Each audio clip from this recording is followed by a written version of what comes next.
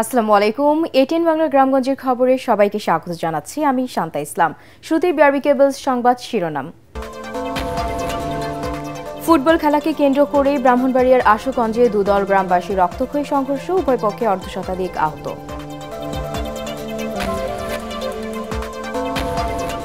চাকসু নির্বাচনকে ঘিরে চট্টগ্রাম বিশ্ববিদ্যালয় উৎসবের আমেজ, রাকসুতে ব্যতিক্রমী প্রচারণায় ভোটারদের মন জয়ের চেষ্টা।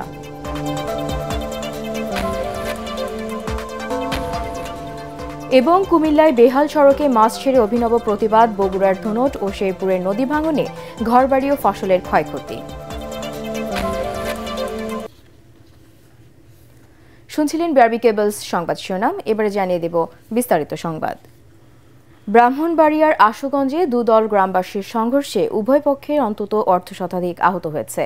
সংঘর্ষ চলাকালে বেশ কিছু বাড়িঘরে ভাঙচুর ও লুটপাটের ঘটনা ঘটে। সকালে উপজেলার দুর্গাপুর বাজার এলাকায় প্রায় ৩ ঘণ্টা এই সংঘর্ষ চলে। আহতদের উদ্ধার করে বিভিন্ন ক্লিনিক সহ জেলা সদর হাসপাতালে ভর্তি করা হয়েছে। পুলিশ ও এলাকাবাসী জানায়, বৃহস্পতিবার বিকেলে ফুটবল খেলাকে কেন্দ্র করে দুর্গাপুর এলাকার বড় বাড়ি ও মুন্সি বাড়ির ছেলেদের মধ্যে কথা কাটাকাটি হয়। এক পর্যায়ে তাদের মধ্যে হাতাহাতির ঘটনা ঘটে ও সংঘর্ষ হয়।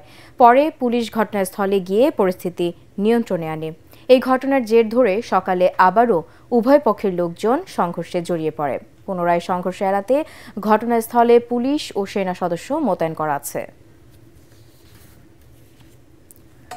চট্টগ্রাম বিশ্ববিদ্যালয় কেন্দ্রীয় ছাত্র সংসদ চাকসু নির্বাচনের বাকি আর 4 দিন। 35 বছর পর হতে যাওয়া এই নির্বাচনকে ঘিরে ক্যাম্পাসে বিরাজ করছে উৎসবের আমেজ।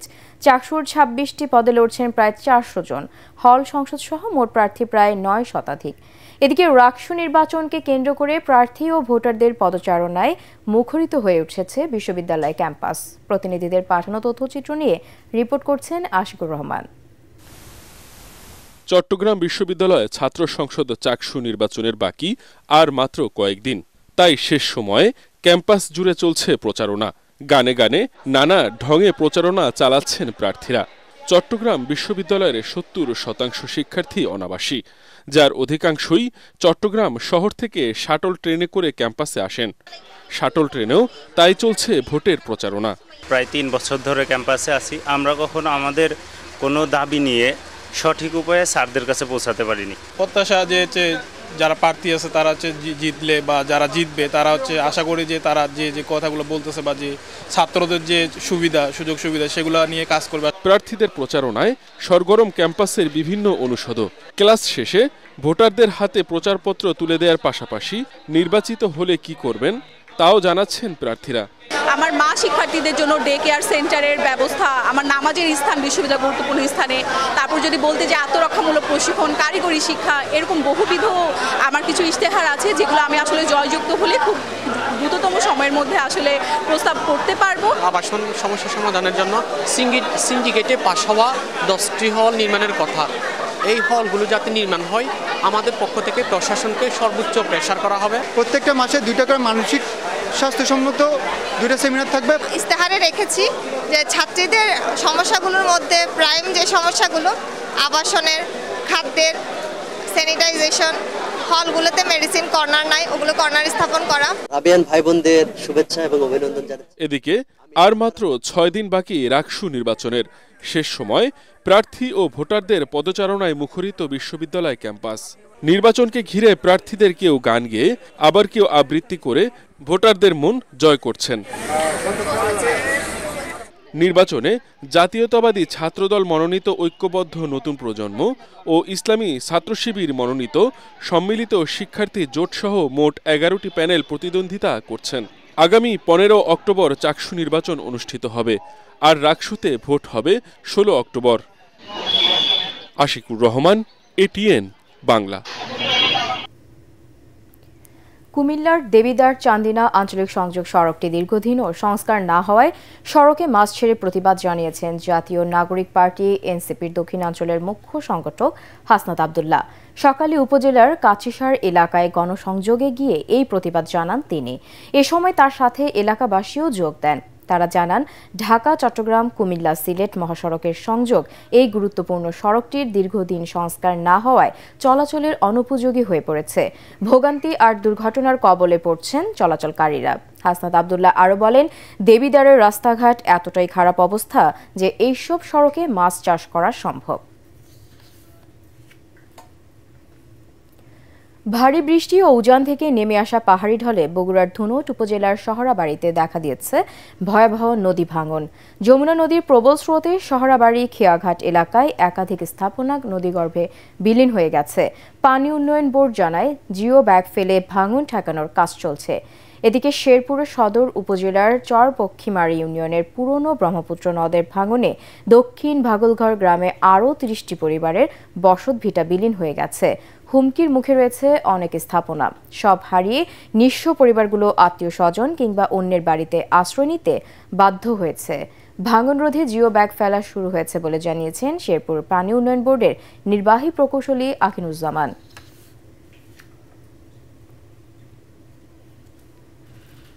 পানি উন্নয়ন বোর্ডের সহায়তায় ৩ দিনের চেষ্টায় খুলনার দাকুপ উপজেলার বটবুনিয়ায় ভেঙে যাওয়া বেড়িবাঁধ মেরামত করতে সক্ষম হয়েছেন স্থানীয়রা। রাতভর চেষ্টার পর আজ সকালে জোয়ার শুরুর আগেই বাঁধটির মেরামত সম্পন্ন হয়।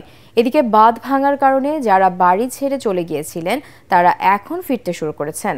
গত মঙ্গলবার রাত 12টার দিকে দাকুপের তিলডাঙ্গা ইউনিয়নের ঢাকি নদীর পানির তোড়ে প্রায় 200 ফুট এলাকা জুড়ে বাঁধটি ভেঙে যায়। এতে ঘর বাড়ি ফসলি জমিসহ তলিয়ে যায় অনেক এলাকা।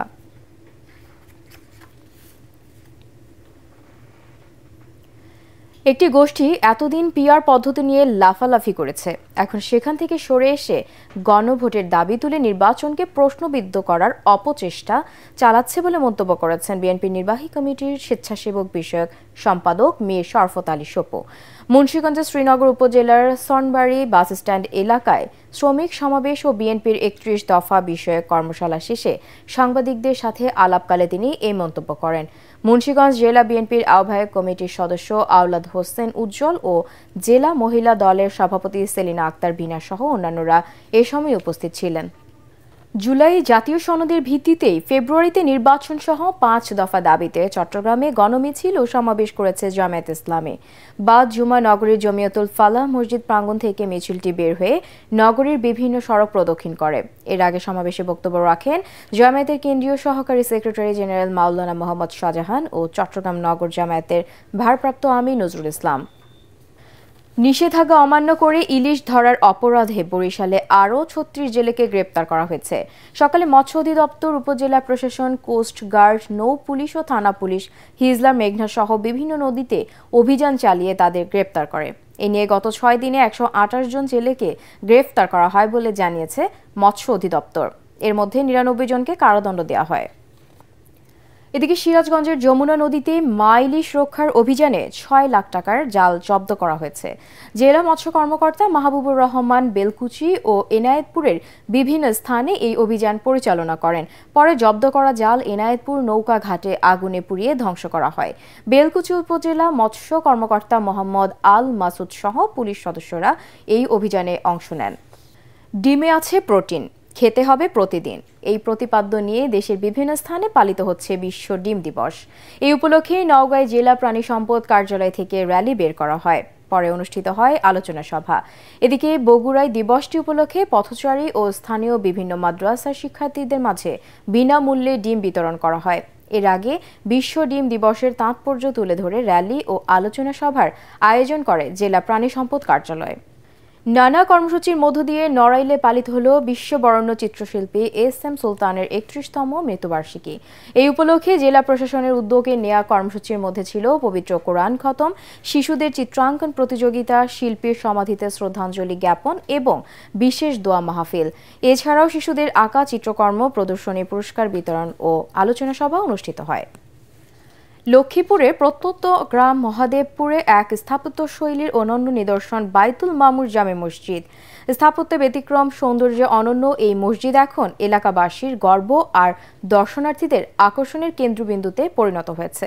লক্ষ্মীপুর প্রতিনিধি মেরাজ উদ্দিন রবিনের পাঠানো রিপোর্ট, জানাচ্ছেন ফারহিন ইসলাম টুম্পা।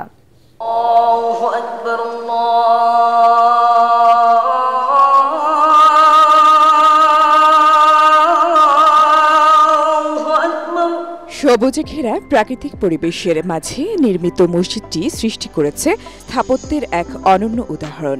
কংক্রিটের ঢালাইয়ের টানেল আকৃতির ডিজাইনে নির্মিত, অথচ ব্যবহার করা হয়নি কোনো বিম বা কলাম।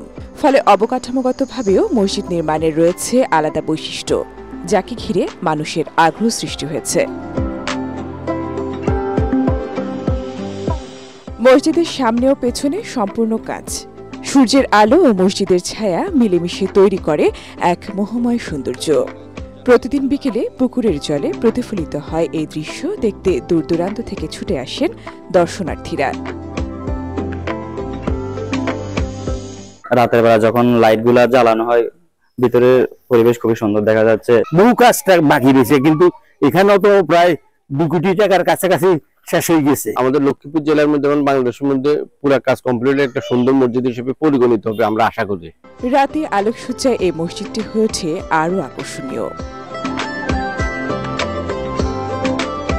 স্থানীয় শিল্পপতি ফরহাদ হোসেন নেহাল চৌধুরীর উদ্যোগে 2021 সালে শুরু হয় এই মসজিদের নির্মাণ কাজ। এর নকশা করে ঢাকার একটি স্থাপত্য প্রতিষ্ঠান। এখন পর্যন্ত প্রায় 60% কাজ শেষ হয়েছে। পূর্ণাঙ্গ হলে একসঙ্গে নামাজ পড়তে পারবেন প্রায় 400 মুসল্লি। বায়তুল মামুর জামে মসজিদ শুধু নামাজ পড়ার স্থান নয়, হয়ে উঠেছে নান্দনিক স্থাপত্যকলার এক অনন্য নিদর্শন।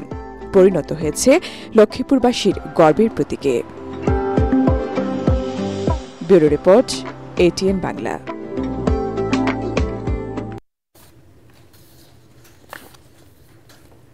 দর্শক, পরবর্তী সংবাদ দেখার আমন্ত্রণ জানিয়ে এখনকার মতো শেষ করছি। ATN বাংলার সংবাদ ইউটিউবে দেখতে ব্রাউজ করুন, youtube/ATN বাংলা নিউজ। ধন্যবাদ।